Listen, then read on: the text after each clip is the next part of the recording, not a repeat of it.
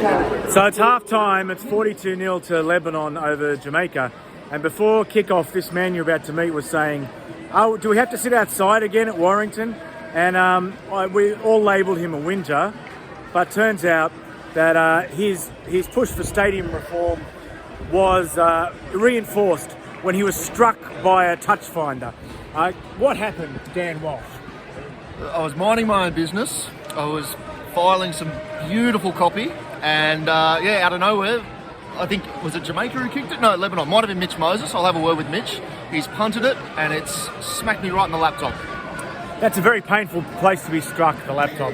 How is your laptop? We'll have a look here. Yeah, the laptop looks fine. The copy looks terrible, but yeah, the hardware still good. So it deleted your copy, did it? You had to start again? Yeah, but that's for the best. That is very much for the best. And I see there's a coffee sitting there, so yeah, things could have been much worse, viewers. By the grace of Jamaican Rugby League, no harm done. I'd still like an indoor press box, but the drums are fun, the atmosphere is fun, and balls up. Don't talk too much, or people will watch your show and not mine. Thanks, Dan. Pleasure, Mascord. Good on you. This is familiar, isn't it? Walking from the Patton Arms to Halliwell Jones Stadium.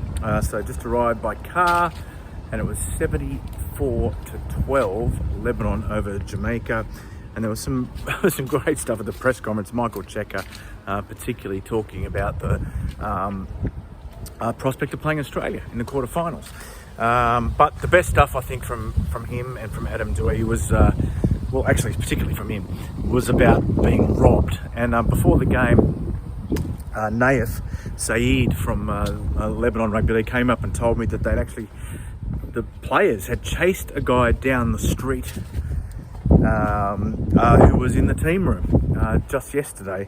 So I actually wrote that and posted it as the game kicked off.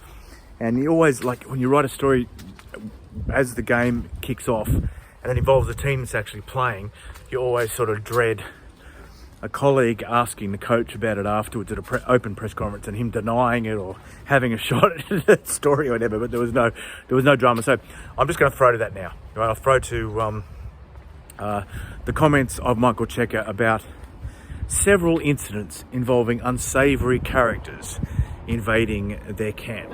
We had another intruder last night, yes.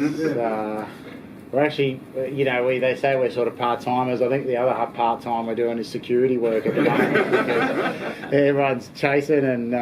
Did they literally chase some guy? Yeah, like someone came in the team room and I'm not sure what happened, but they called me, thank goodness. So I got down there and settled it all down, and I think the police did their bit after that. You got the police? Yeah, the police did their bit after that. So I sort of wanted to. It was an early kick-off. I didn't want to run out in the street chasing blokes at 10 o'clock at night. So I need to get to bed and calm down. They thought they were an episode of Law and Order. I think they didn't know what they were doing, the fellas. But it has been a bit of a crazy week with all that happening, and trying to not have it as a distraction, because it was pretty weird. I woke up in the morning to do a Zoom early morning and went down the team room and everything was gone.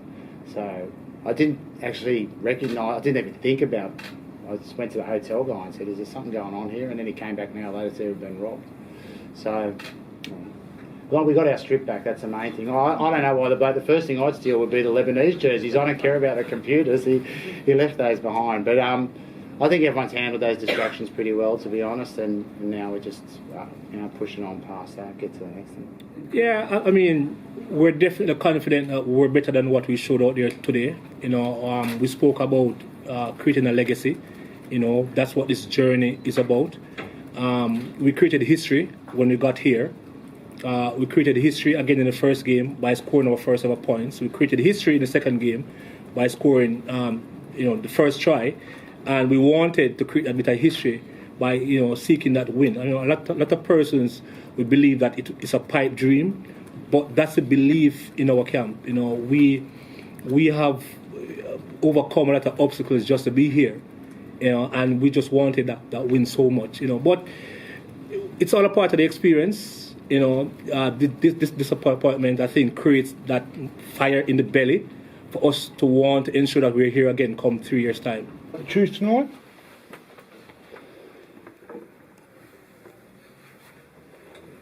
What do you Good mean? response. Let's go. Any questions? What do you mean, mate? People know. But at the end of the day, it's not the. I don't want people to summarize our World Cup with the scoreboard we saw tonight. I think the boys have been great on and off the field for the last 4 weeks.